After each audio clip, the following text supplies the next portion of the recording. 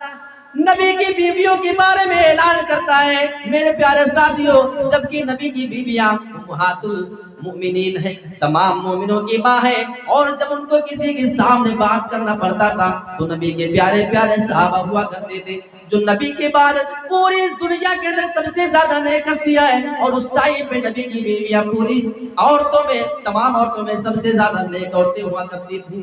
اللہ فرما رہا ہے اے نبی کی بیویوں، ہوگا تمہارا مقام بہت ہی زیادہ بلند، اور میرے نبی کے صحابہ کا مقام بلند ہے، یہ بات اپنی جگہ ہے، لیکن اگر تمہیں ہمارے نبی کے صحابہ کے سامنے بھی بات کرنا پڑے فَلَا تَخْزَانَ بِالْقَوْلِ، تو تم اپنی آواز میں لچک پیدا نہ کرنا۔ کیا ہوگا اس کا نقصان؟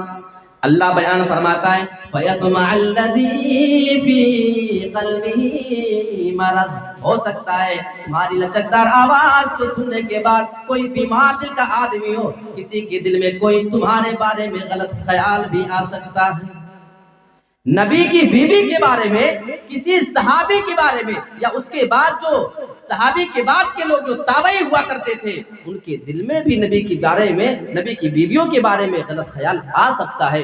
اللہ بتا رہا ہے فَيَطْمَعَ الَّذِي فِي قَلْبِهِ مَرَضٌ۔ میرے پیارے ساتھیوں، اگر نبی کی بیویوں کا یہ معاملہ ہے تو آج ہماری بہن بیٹیوں کو ہم ان اسکول میں اور کالج میں ایک ٹیبل اور ایک بینچ پہ بیٹھنے کی تعلیم کیسے دے سکتے ہیں؟ پھر ان کی آواز میں جو لچک ہوتی ہے، ان کی آواز میں جو مٹھاس اور لچک پیدا ہوتی ہے، ان کے آپس میں جو واٹس ایپ نمبرات ہوا کرتے ہیں، ان کے آپس میں ٹیلی گرام، میسنجر اور ان تمام چیزوں کے ذریعے، انسٹاگرام کے ذریعے جو بات چیت اور ویڈیو کال پہ سارے تعلقات ہو رہے ہیں، یہ ہم سے زیادہ آپ جانتے ہیں اس کی اجازت کون سی شریعت دیتی ہے؟ پردے کے بارے میں اس معاملے میں اگر ہم نے اپنے حق کو ادا کر دیا تو ہماری مسلمان بہنیں محفوظ ہو سکتی ہیں۔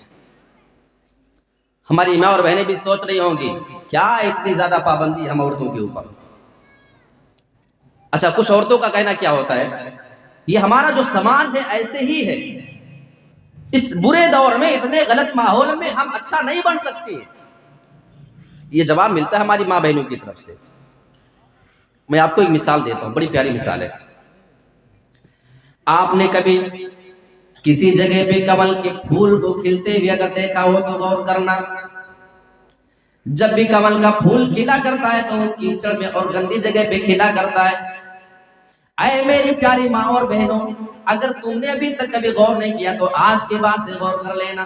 جب کمل کا پھول دیکھنا، وہ گندگی میں کھلا کرتا ہے، وہ کیچڑ میں کھلا کرتا ہے، وہ کمل کا پھول بتا رہا ہے اے میرے پیارے ساتھیوں، اے میری پیاری ماں اور بہنوں، جیسے میں اس گندے جگہ میں اپنا اونچا مقام پیدا کر سکتا ہوں، میں اتنا خوبصورت نظر آ سکتا ہوں، تو تم اپنے گندے سماج اور معاشرے میں اچھا کیوں نہیں بن سکتی ہو؟ وہ ہمیں پیغام دے رہا ہوتا ہے۔ ایک اور مثال دوں، کوئی چیز جب ڈھکی ہوتی ہے، جب تک پردے میں ہوتی ہے، جب تک وہ چیز بڑی سیف ہوا کرتی ہے۔ یہ بڑی عام فہم بات ہے۔ آپ کے یہاں جتنے درخت ہوں گے، دنیا میں کوئی بھی ایسا درخت، شاید ہی کوئی ایسا درخت ملتا ہو جس کے اوپر چھلکا اور کور نہ ہو۔ اگر کسی درخت کے چھلکے کو اور اس کے کور کو اتار دیا جائے، وہ درخت سوکھ جائے گا، وہ بیکار ہو جائے گا، کچھ مہینے کے بعد، کچھ ٹائم کے بعد وہ جلا کے لکڑیاں کاٹ کے جلانے کے قابل ہو جائے گا، آئندہ وہ پھل نہیں دے سکتا ہے، آئندہ وہ ہریالی پیدا نہیں کر سکتا ہے۔ ایسے ہی اگر ہماری ماں، بہن اور بیٹی کے اوپر سے اگر پردہ ہٹا دیا جائے تو پھر ان کی عزت و ناموس کی حفاظت نہیں رہ جاتی ہے۔ جو ان کا مقام سماج اور معاشرے کے اندر ہونا چاہیے وہ ان کا مقام گھٹ جایا کرتا ہے۔ ان کی عزت کی حفاظت تبھی ہوا کرتی ہے جب یہ پردے میں رہا کرتی ہے۔ ابھی نہ سمجھ میں آئی ہو تو ایک اور مثال دیتا ہوں، شاید اس سے سمجھ میں آ جائے۔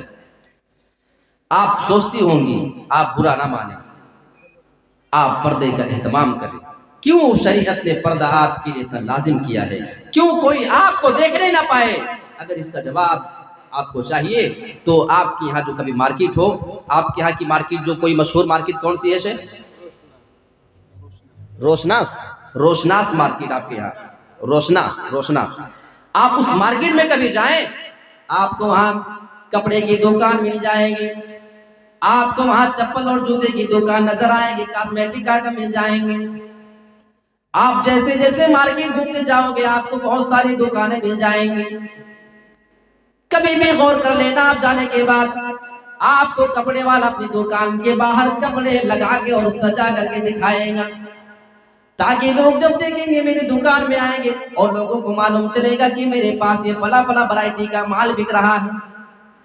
چپل اور جوتے والا اپنے مال کو باہر لگا کر کے دکھائے گا، اور کاسمیٹک آئٹم والا وہ باہر لگا کر کے شو کے طور پہ دکھائے گا۔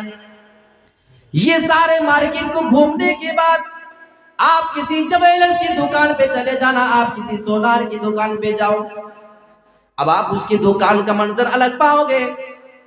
آپ جب اس کی دکان کے پاس جاؤ گے، اس نے کہیں پہ بھی سونے کا مالا یا سونے کا ہار اپنی دکان کے باہر نہیں لٹکایا ہوگا، وہ ہیرے کو باہر لٹکا کر کے دکھاتا نہیں۔ سوال یہ پیدا ہوتا ہے، چپل والا لگا کے دکھا رہا تھا، کپڑے والا دکھا رہا تھا، تاکہ دکھے گا تو بکے گا، تاکہ لوگوں کو معلوم چلے میری دکان میں فلاں چیز بک رہی ہے۔ اور جتنے زیادہ کمپٹیشن ہے اتنے زیادہ لوگ دکھا رہے ہوتے ہیں۔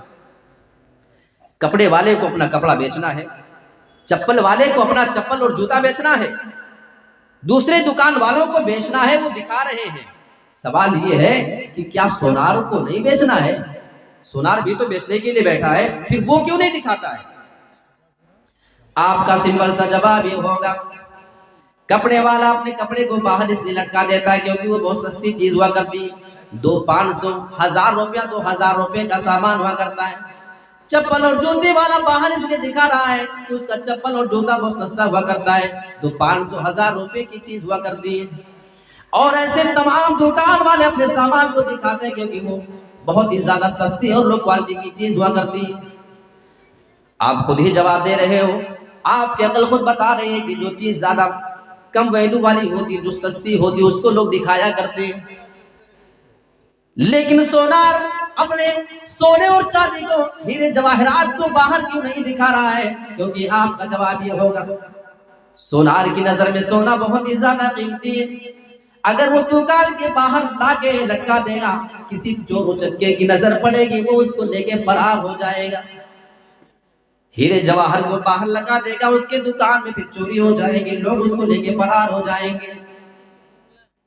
وہ اندر اس لیے چھپا کر کے رکھا ہے کیونکہ سونا اور چاندی، ہیرا جواہر اس کی نظر میں قیمتی چیز ہے۔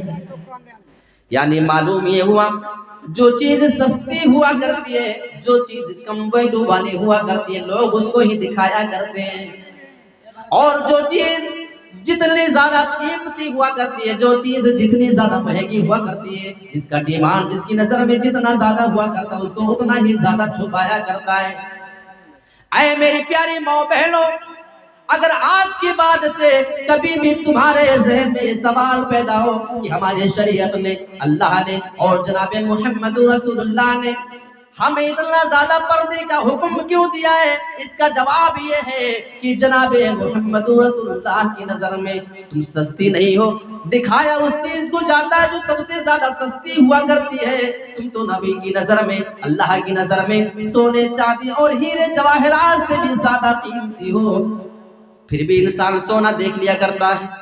سونے کا ہار آپ دکان پہ جاؤ گے، وہ باہر تو لٹکا کر کے نہیں دکھاتا ہے، لیکن آپ جب اندر جاؤ گے، آپ سونے کا ہار مانگو گے، وہ 10 لاکھ کا کیوں نہ ہو، مجبور وہ آدمی ہوتا ہے، وہ آپ کے ہاتھ میں لا کے دیتا ہی دیتا ہے۔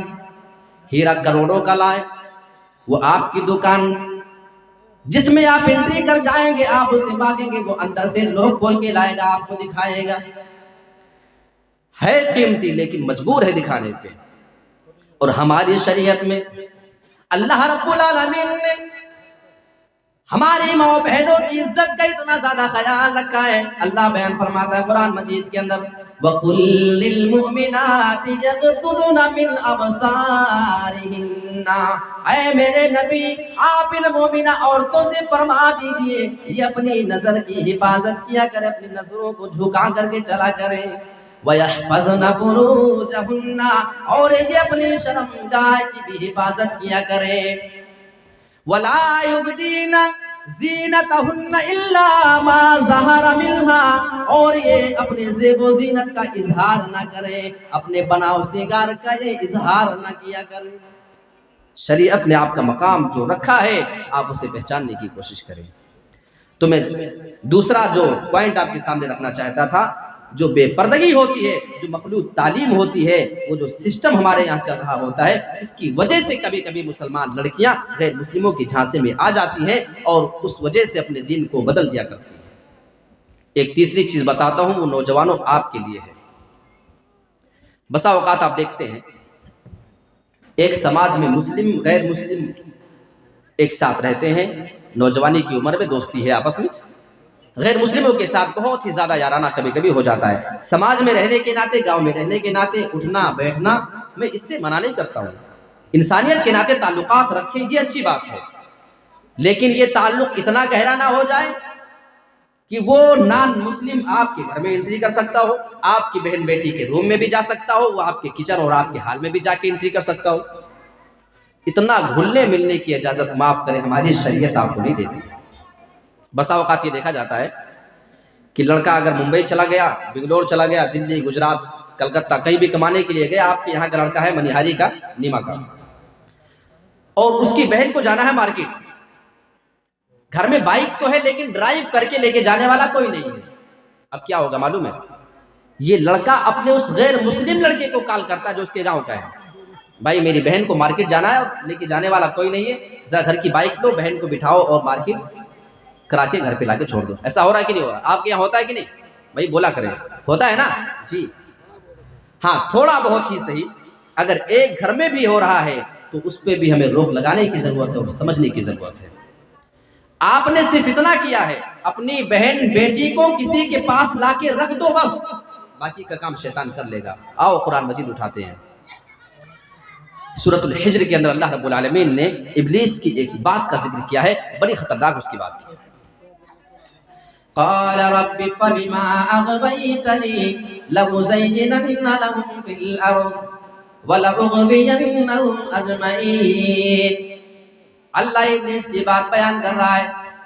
ابلیس اپنے رب کے سامنے کہہ رہا ہے، اے میرے رب، تو نے مجھے گمراہ کر دیا تھا، یعنی وہ جو جنت سے نکل رہا تھا ہمیشہ کے لیے وہ جو جہنمی ہو گیا، یہ الزام وہ اپنے رب کے اوپر لگا رہا ہے، اے میرے رب تو نے مجھے گمراہ کر دیا ہے۔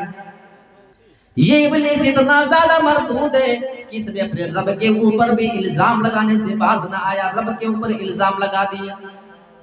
اور اس کی بات ذرا دیکھو، وہ یہ الزام لگانے کے بعد آگے کیا کہہ رہا ہے، لَوْزَيِّنَنَّ لَهُمْ فِي الْأَرْضِ، اے میرے رب تو اس انسان کی وجہ سے مجھے دنیا میں بھیج رہا ہے، مجھے جنت سے نکال رہا ہے، مجھے ہمیشہ کے لیے تو جہنمی بنا رہا ہے۔ اے میرے رب تو سن لے، میں تیرے سامنے یہ وعدہ لیتا ہوں، میں جب زمین کے اندر جاؤں گا میں تیرے بندوں کے لیے دنیا میں گناہوں کو اتنا زیادہ مزین کر دوں گا، اتنا زیادہ پناہ سوار کر کے پیش کر دوں گا کہ گناہ انہیں گناہ نظر ہی نہ آئے گا۔ اب آپ ایمانداری کے ساتھ بتائیں، ہماری نوجوان بہن بیٹیاں کسی بھی نوجوان لڑکے کے ساتھ بائک پہ بیٹھ کر کے گھومیں، اب چاہے ان کے ماما زاد لڑکے، پھوپھی زاد ہو، خالہ زاد ہو، چچا زاد، جتنے بھی یہ زاد والے رشتے ہوا کرتے ہیں، کزن والے رشتے، یہ رشتے آپس میں حرام، یہ ان کے محرم نہیں، ان کے ساتھ وہ بائک پہ آیا جایا کرتی ہیں۔ آج تو ہماری نظر میں اس میں کوئی عیب بھی نہیں سمجھا جاتا ہے۔ میرے پیارے ساتھیوں، اسی بات کو ابلیس نے کہا تھا، لَأُزَيِّنَنَّ لَهُمْ فِي الْأَرْضِ، جب تو مجھے زمین میں بھیجے گا میں زمین میں تیرے بندوں کے پاس جاؤں گا اور تمام گناہوں کو ان کے سامنے بنا سنوار کر کے پیش کر دوں گا۔ کتنے ایسے گھر ہیں جو اپنی بہن اپنی بیٹی کو اس کے خالہ کے لڑکے کے ساتھ جانے سے روکتے ہوں، اس کی پھوپھی زاد بھائی کے ساتھ جانے سے روکتے ہوں، اس کے مامو زاد لڑکے، اس کے چچا زاد بھائی کے ساتھ بائک پہ بیٹھ کے آنے جانے اور مارکیٹنگ کرنے سے کتنے لوگ روک رہے ہیں۔ اگر روکتے ہیں تو اچھی بات، نہیں روکتے ہیں تو اس پہ غور کرنے کی ضرورت ہے۔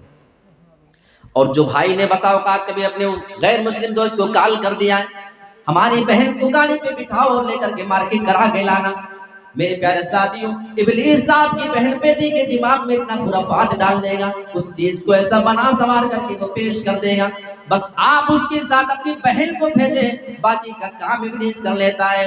میرے پیارے ساتھیوں، جب ایک لڑکا لڑکی ہو تو بیچ میں تیسرا شیطان ہوتا ہے، وہ اپنا کام اچھی طریقے سے کرتا ہے، بات چیت کرتے کرتے رہتے رہتے ایک دوسرے کو سنتے سمجھتے آپس میں کبھی کبھی محبت بھی ہو جاتی ہے۔ اور ایسے کتنے واقعات سننے میں آئے ہیں کہ اس بنا پہ وہ لڑکی، اس مسلمان گھرانے کی لڑکی غیر مسلم لڑکی کے ساتھ فرار ہو جاتی ہے اور اس کے ساتھ جا کر کے وہ شادی بیاہ کر لیتی ہے، اس کے بعد گھر والوں کو احساس ہوتا ہے کہ یہ ہم نے کتنی بڑی غلطی کر دی ہے، اس وقت بہت دیر ہو چکی ہوتی ہے۔ تو یہ ایک پوائنٹ ہو گیا، غیر مسلموں کے ساتھ بہت زیادہ یارانہ یہ نقصان دہ ہے، یہ تیسرا پوائنٹ ہوا۔ چوتھی چیز بتاؤں، بہت سارے لوگ اسلام سے پھرتے ہیں، اس کی ایک وجہ یہ ہوتی ہے کہ انہیں لالچ دی جاتی ہے۔ آپ سنیں کہ ایک گاؤں میں پورا گھرانہ ہی، پورا خاندان، وہ جو مسلم تھا وہ نان مسلم ہو گیا، اس نے اپنا دھرم بدل لیا، وہ ہندو بن گیا، وہ جینی بن گیا، وہ بدھسٹ بن گیا، وہ سکھ بن گیا، عیسائی بن گیا، وہ یہودی بن گیا، کسی بھی دھرم کے اندر چلا جاتا ہے۔ یہ خبر سننے میں آتی ہے۔ اس کی وجہ یہ ہے نا کہ ہم نے لوگوں کو ایمان کی اہمیت نہیں بتائی ہے، ایمان کی ویلیو اگر بتائی ہوتی۔ آؤ سورہ آل عمران آیت نمبر 91 اٹھا کر کے دیکھتے، 91 نمبر کی آیت۔ ان الذين ماتوا وهم كفار فلن يقبل من احدهم ملء الارض ذهبا ولو افتدى به۔ اللہ سورہ آل عمران کے اندر بیان فرماتا ہے، بے شک جن لوگوں نے اللہ کے ساتھ کفر کیا، اللہ کا انکار کیا، وَمَاتُوا وَهُمْ كُفَّارٌ، اور کفر کی حالت میں ان کی موت ہو چکی، اسی حال میں وہ مر جا چکی، انتقال کر گئے دنیا سے۔ اللہ بیان فرماتا ہے فَلَن يُقْبَلَ مِنْ أَحَدِهِمْ مِلْءُ الْأَرْضِ ذَهَبًا، اللہ بیان فرماتا ہے ان میں سے کسی کی بھی جانب سے پوری زمین کے برابر سونا اگر وہ لا کے اللہ کے راستے میں دینا چاہیں، فَلَن يُقْبَلَ، اللہ اس کو ہرگز قبول نہیں کرے گا۔ وَلَوِ افْتَدَىٰ بِهِ، پوری زمین اگر سونے کی بنا دی جائے اور ساری دنیا کا وہ سونا لا کر کے دینا چاہے، اے اللہ یہ دنیا کی ساری پراپرٹی لا کے تجھے دیتا ہوں، یہ ساری دنیا کا ہیرا جواہر تجھے لا کر کے دیتا ہوں، اسے قبول کر لے اور تو مجھے جہنم سے بچا لے۔ اللہ بیان فرماتا ہے فَلَن يُقْبَلْ، اسے ہرگز قبول نہیں کیا جائے گا۔ تو لالچ میں آ کے اپنے اسلام سے سمجھوتا کرنے والوں کو اس آیت پہ غور کرنا چاہیے۔ اچھا ایک اور وجہ ہے، یہ 4 پوائنٹ ہوا، 5ویں چیز کیا ہے؟ بسا اوقات غیر مسلم تنظیم اور کمیٹیوں کا دباؤ پڑتا ہے۔ کہیں پہ مسلمان جب کم تعداد میں ہوتے ہیں تو غیر مسلم کمیٹیوں کا دباؤ پڑتا ہے، اس کی وجہ سے بیچارے اسلام سے پھر جاتے ہیں۔ عجیب بات ہے، آپ کو لگتا ہے کہ آپ اسلام پر عمل کریں گے اور آپ کے پیروں کے نیچے پھول بچھائے جائیں گے، تو یہ آپ کی غلط فہمی ہے، یاد رکھیں۔ اللہ کے نبی کو نہیں چھوڑا گیا، اللہ کے نبی تو 13 سال تک مکہ کے اندر بیچارے برداشت کرتے رہے، پورے 13 سال کوئی مدت ہوتی ہے۔